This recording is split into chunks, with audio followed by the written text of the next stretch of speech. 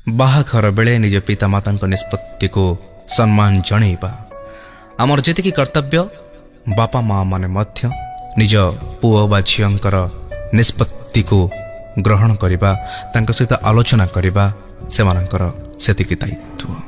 एई जो कहानी क्षुद्र कहानीटी मु आपण मानकु सुनिबाकु चाहूछि तार ना सुमित्रा हसुची। सुमित्रा आज हसुची किंतु से दिन बहुत कांदी थिला। जहाकु भल पाउथिला घरे मना करदेले। जेजे कहिले ब्राह्मण घर झियो बाहा अजाति रे असंभव। बापा कहिले से कौन करुची साधारण गोटे किराणी चाकिरी। माँ कहिला आमे जहा करिबु तो मंगल पाई तू सारा जीवन हसिबु और खुशी रे रहिबु। तापरे बापा माँ को राजकुमार सहित सुमित्रार बाहाघर हो गला।